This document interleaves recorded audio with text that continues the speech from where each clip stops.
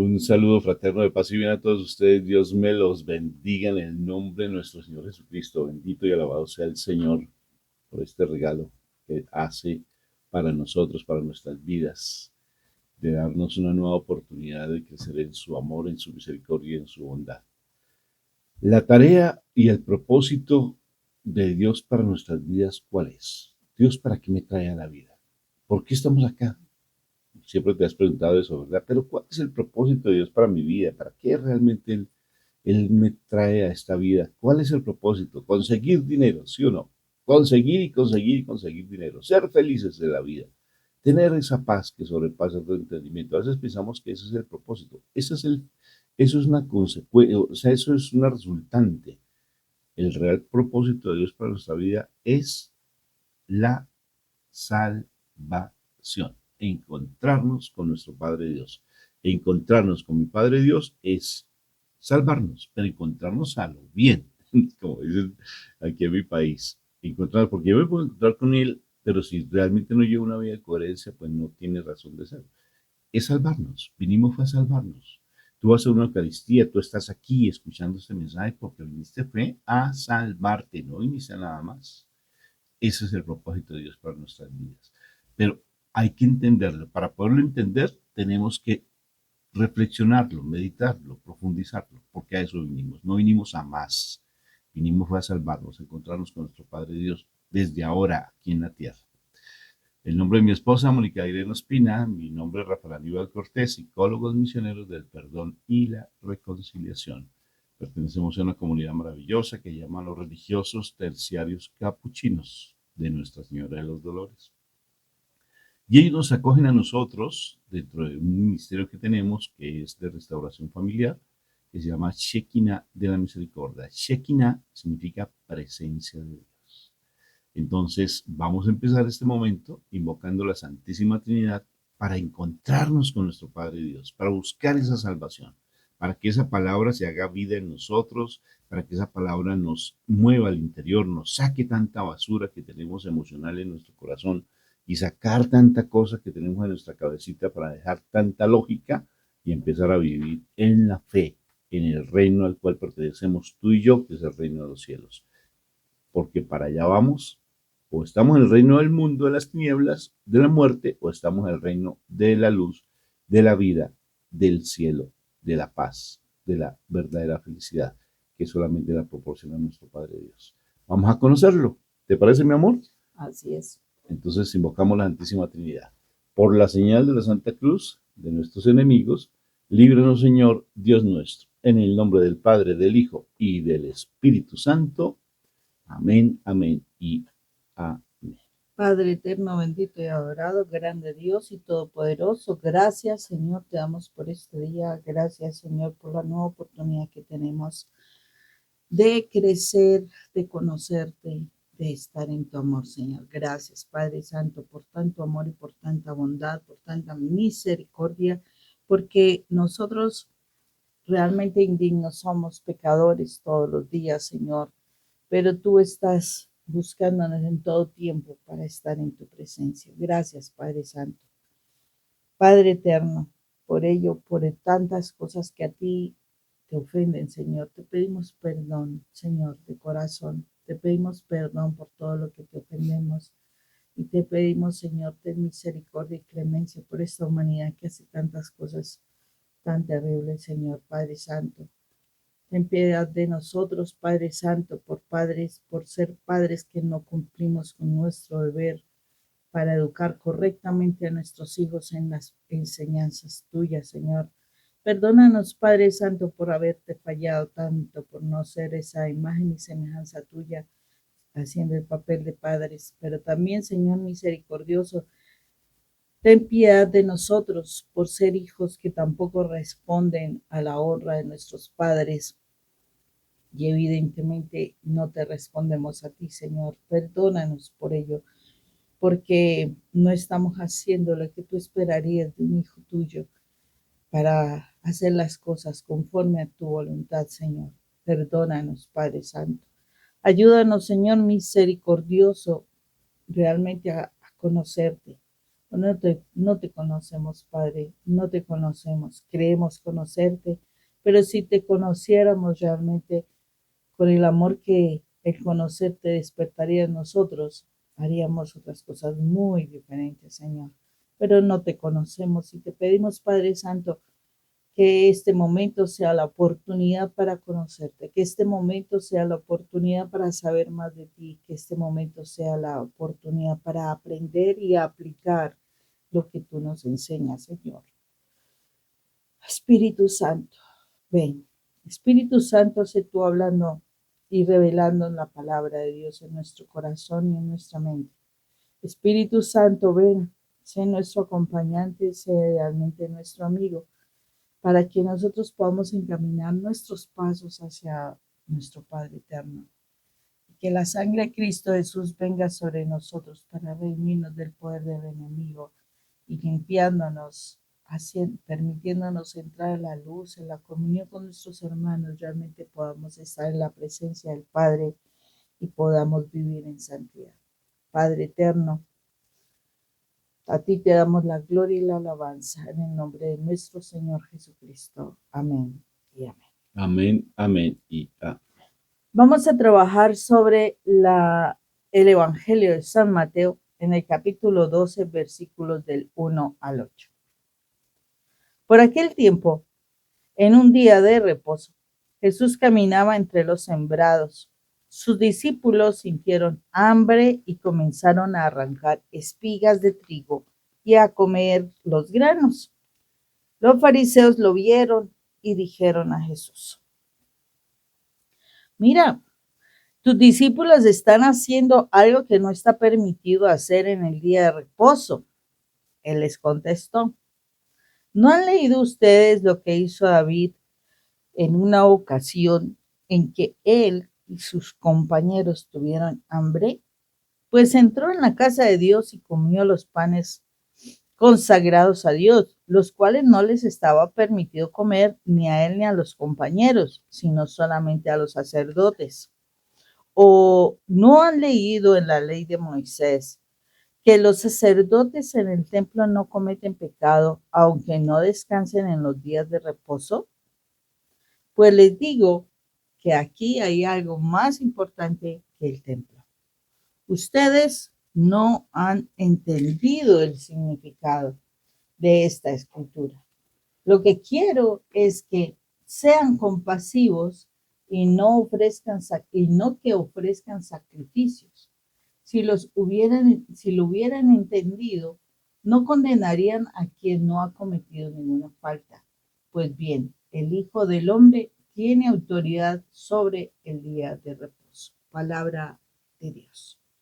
Te alabamos, te bendecimos y te glorificamos, Padre eterno, por tu palabra que es viva y eficaz.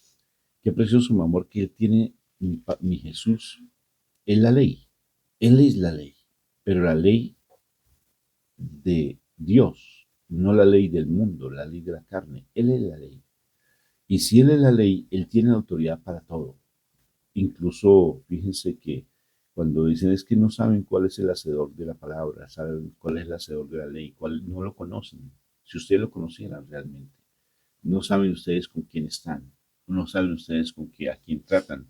Me llama la atención porque realmente si conociéramos, dijo la hermana Glenda, si conociéramos el amor de Dios, bueno, una de sus canciones, ¿no? Porque se remite a la palabra de Dios. Si conociéramos el amor de nuestro Jesús, si conociéramos a nuestro Señor, tendríamos nosotros realmente, dejaríamos de lado lo que es ese legalismo que nos ata tanto.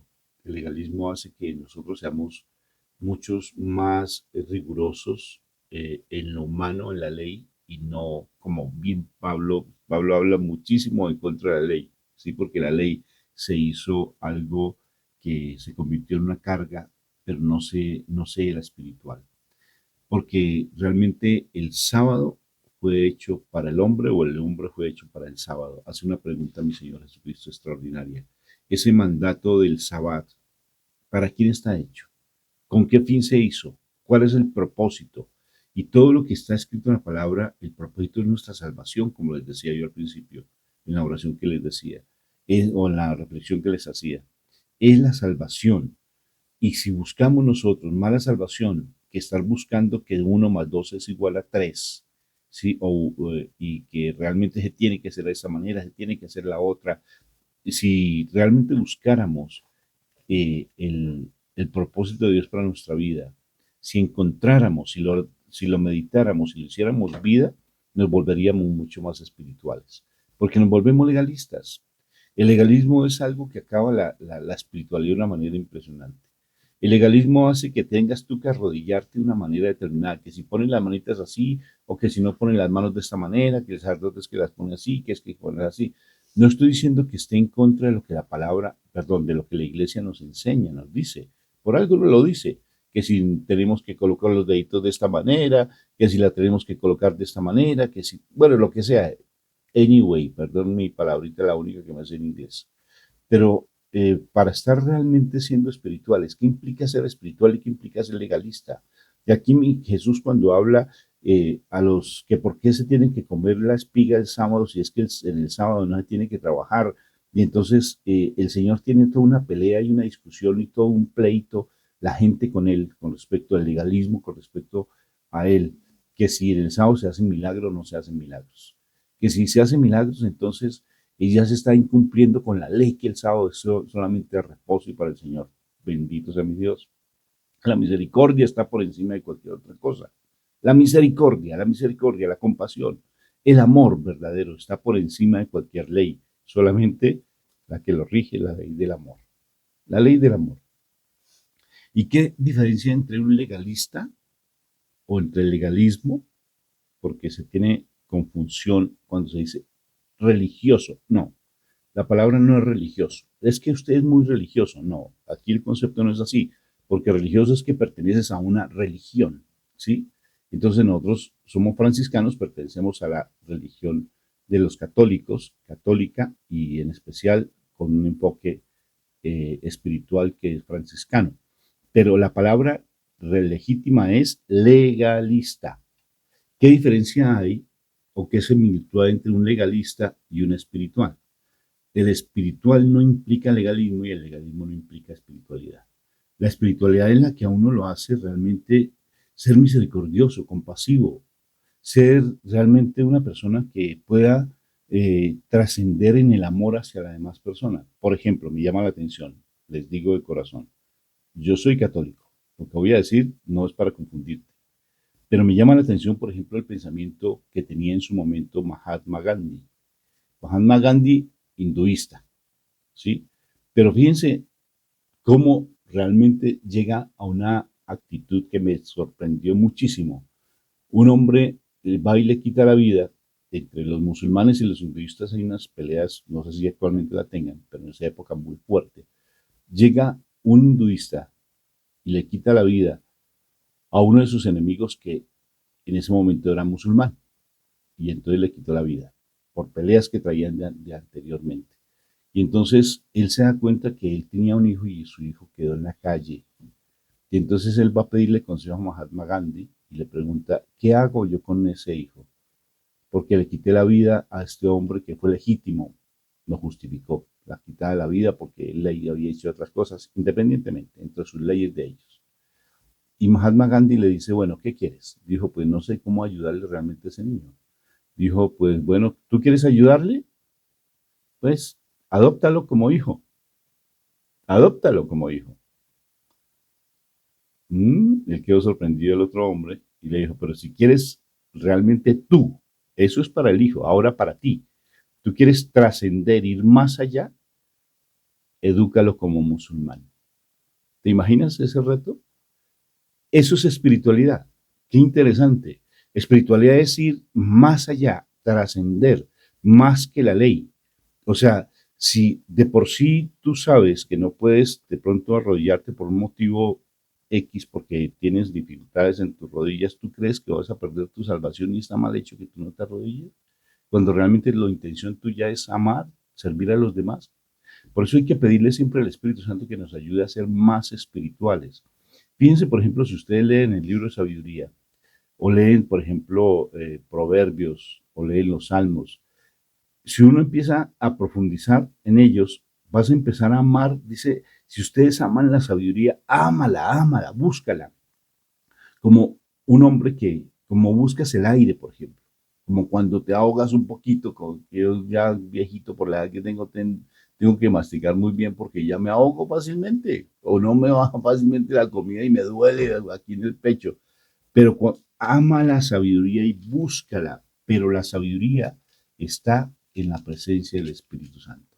Cuando tú empiezas a buscar el Espíritu Santo y el Espíritu Santo y tú le dices, por favor, te quiero conocer temprano en la mañana, quiero que tú realmente me hagas uno contigo, que tú me des esa sabiduría para poder actuar de acuerdo no a mis impulsos, a mis instintos, a mi barriga, porque a veces pensamos visceralmente, pensamos desde el instinto, sino empezar a dejarnos llevar por el Espíritu Santo. ¿Tú qué harías en este momento, Espíritu de amor? ¿Tú cómo te comportarías? Yo no tengo ni idea cómo hacerlo, pero me voy a dejar llevar por ti. Y les aseguro que en ese momento el Espíritu Santo te va a dar una forma de responder de manera diferente, sin groserías, sin gritos, sino realmente vas a responder con esa paciencia, con ese amor, y ahí vas a empezar a ser mucho más espiritual y menos legalista. El espiritual no está pensando en su propio beneficio, sino siempre piensa en el bienestar de las otras personas, en que la otra persona realmente sea feliz, más que estar pensando en tu propia felicidad. El estar realmente, como dijo mi Jesús de Nazaret, dando la vida por el otro, dando la vida. El verdadero amigo es el que es capaz de dar su vida.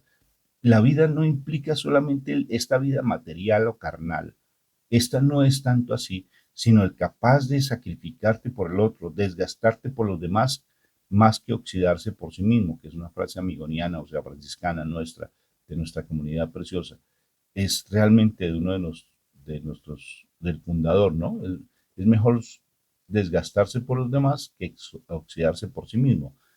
Cuando tú empiezas a mirar más hacia allá, más hacia los demás, más hacia la felicidad de los demás, ahí empieza a aparecer la sabiduría. Y la sabiduría implica, de una u otra forma, dejar tanto legalismo y estar más siendo espirituales. El legalismo es el que te hace, es que así no se dice, es que así no se habla, es que tienes que decir tal cosa. Benditos a mi Dios, ten misericordia y compasión.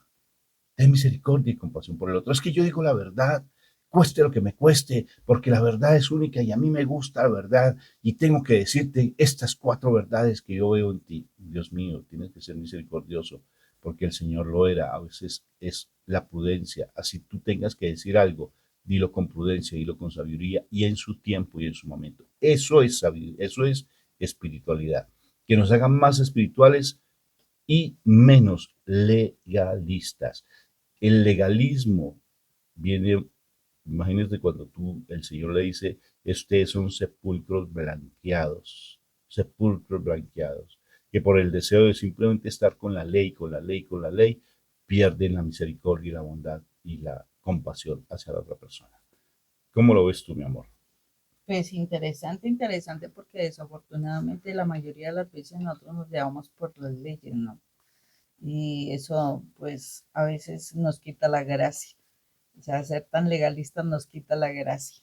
Entonces, a veces no entendemos por qué es importante ese día de descanso. Por qué los de Moisés, los de la ley de Moisés, exigían tanto que se cumpliera la ley de descanso. Y de verdad, como lo dijo nuestro Señor Jesús, o sea, Él no vino a abolir la ley, sino a darle vida. La situación es entender por qué era importante el día de descanso. Y el día de descanso surge desde la fundación del universo.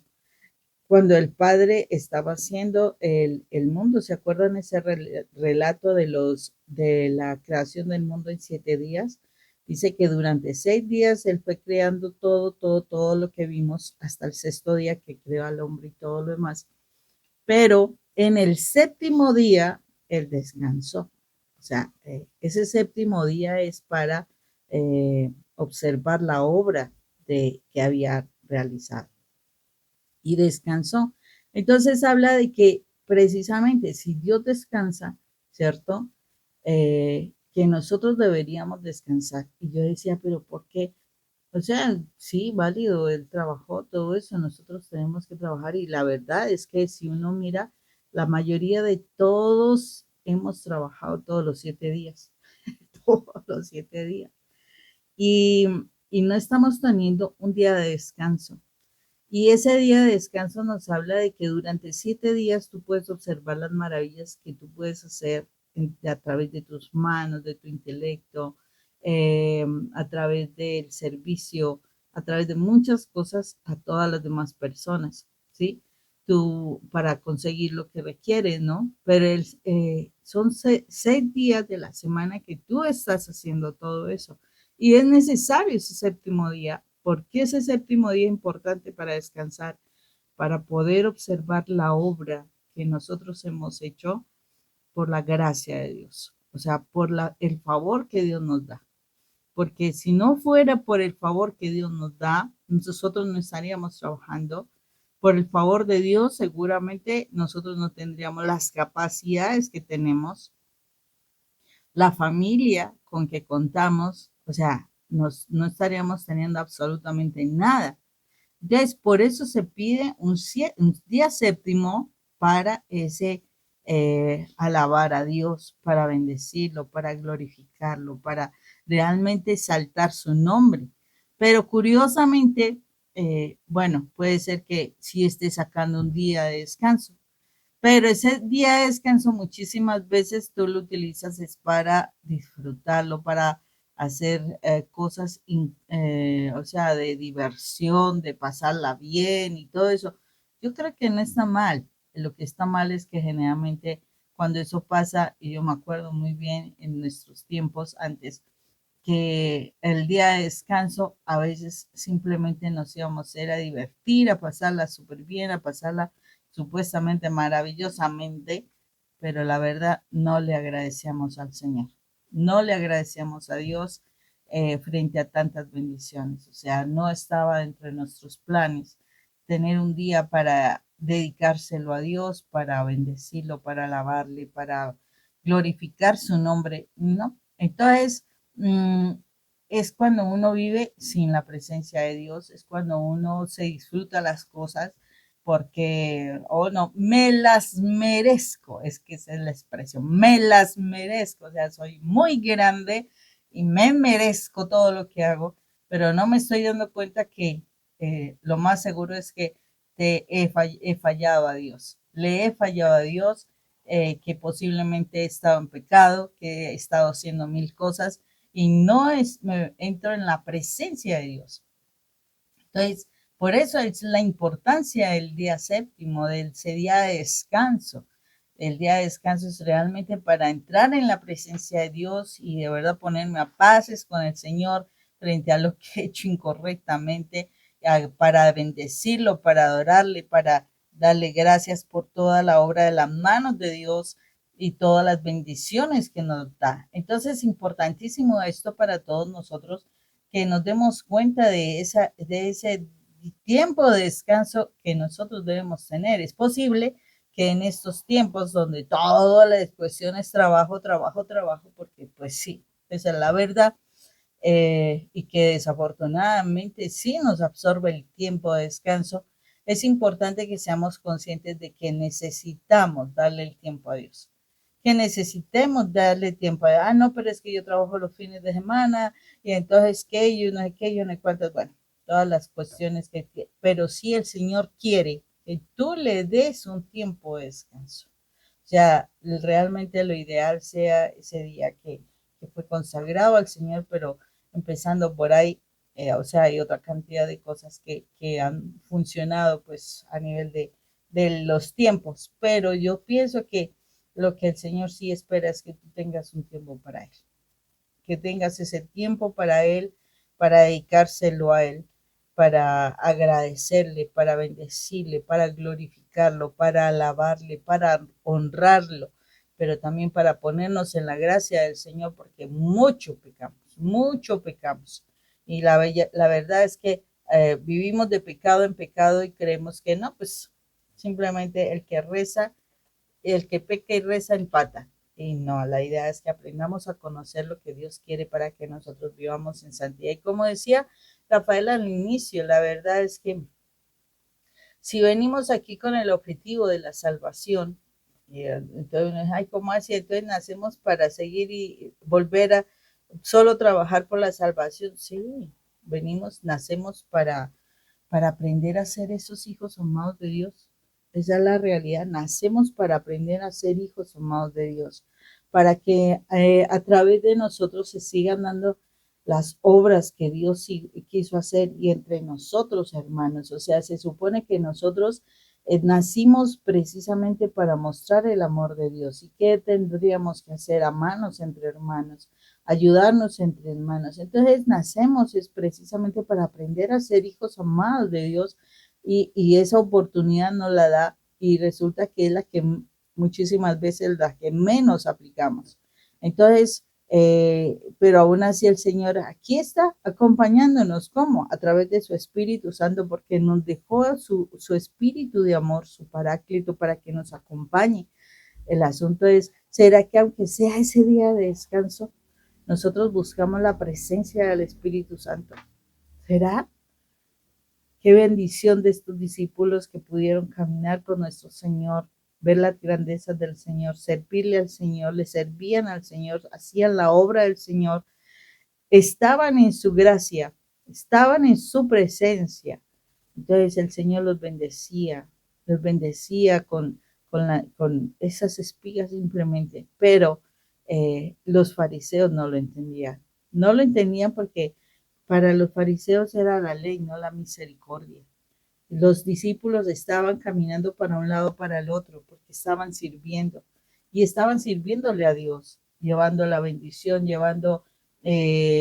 ayudando a nuestro Señor Jesucristo para las grandes campañas evangelísticas que hacía, los milagros, el llevar a los enfermos, el estar pendiente de que no les falte a la gente, bueno, en fin, tantas cosas que yo me supongo que ellos tenían que hacer, porque yo no creo que en una campaña, o sea, en un caminar de nuestro Señor, llegar a una ciudad y ellos simplemente sentados en la primera banca a escuchar a Jesús. No creo, porque para eso va Jesús solamente y ya. No creo que hayan llegado solamente a quedarse sentados, no.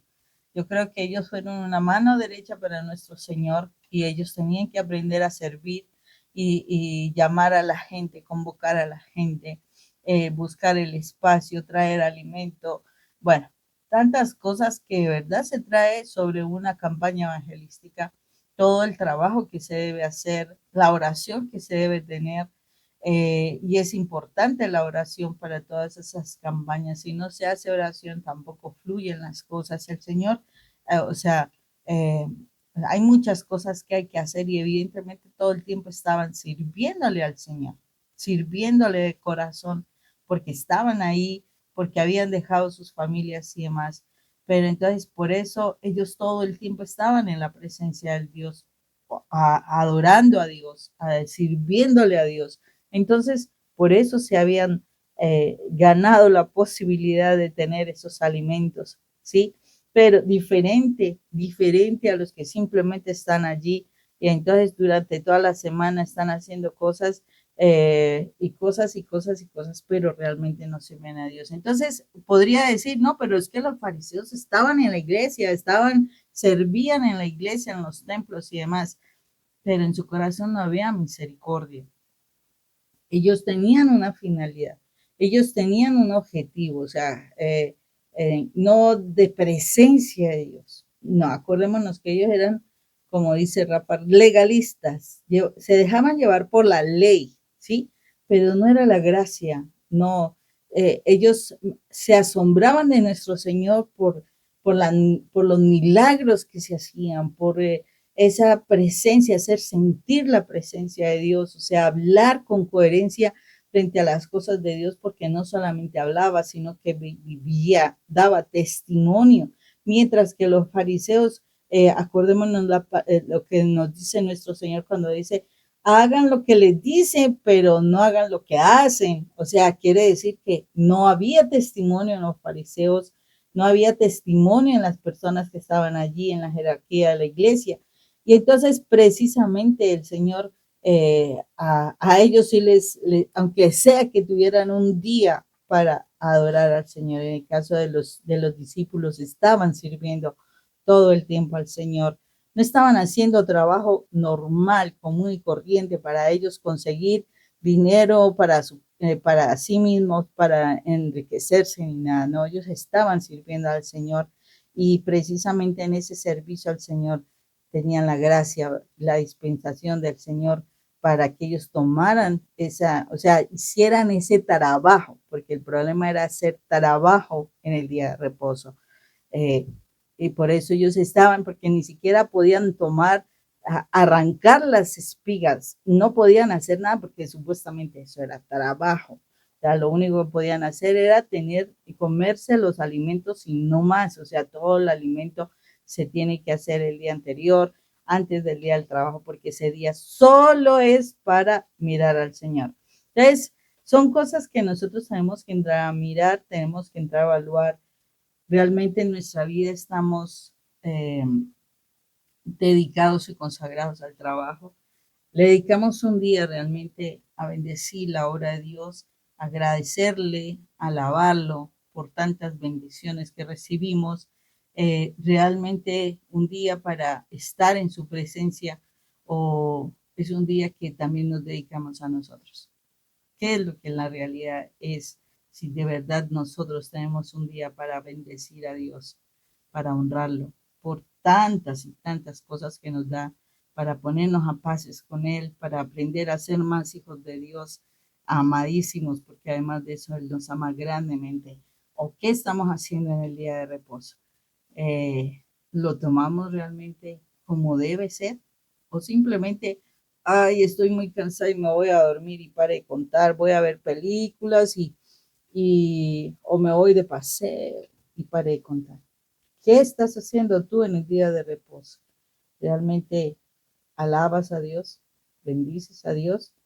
Entonces, siempre tendremos que tener un día, siempre debemos tener un día para bendecir a Dios.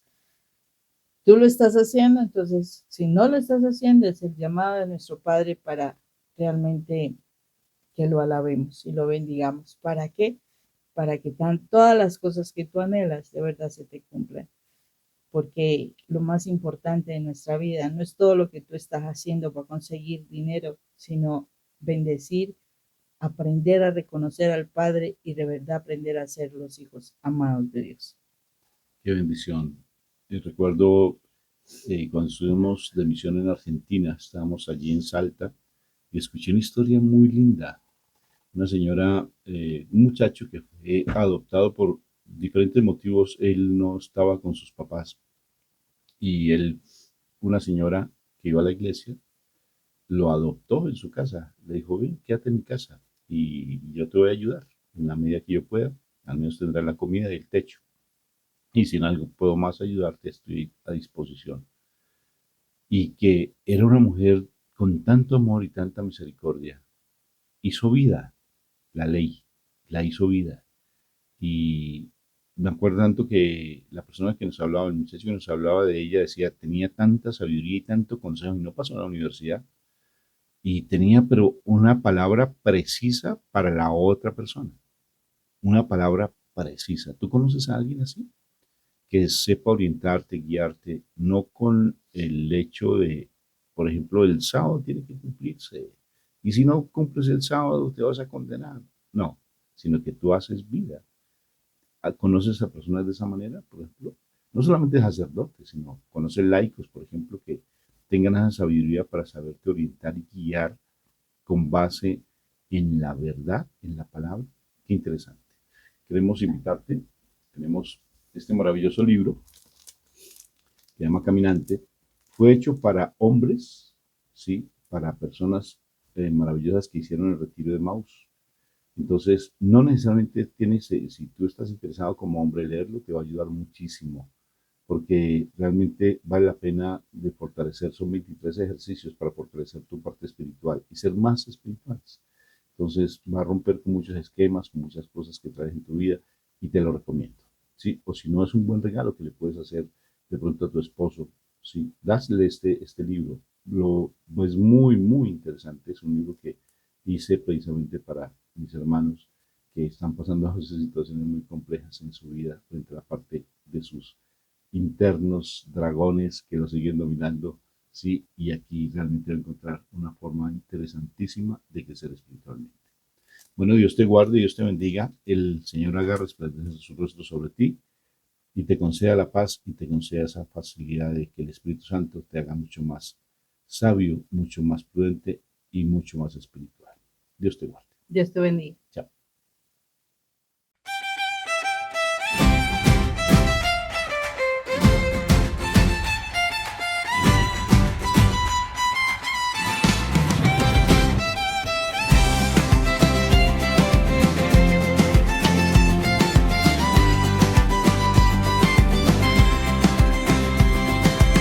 Anduve buscando mi nombre sin saber quién era yo. Las heridas me decían que no tenía valor.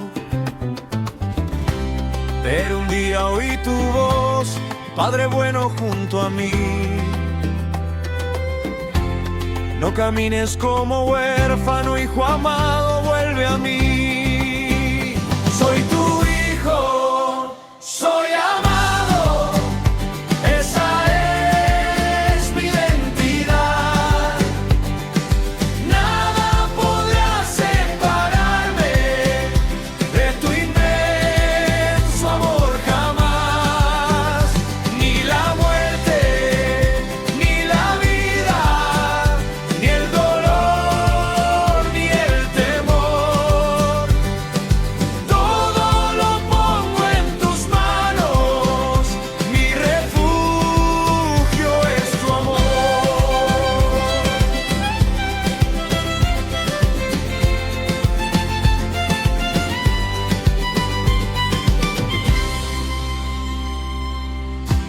Hoy camino agradecido, todo pasa para bien. Aún en medio de la prueba, tú me enseñas a crecer.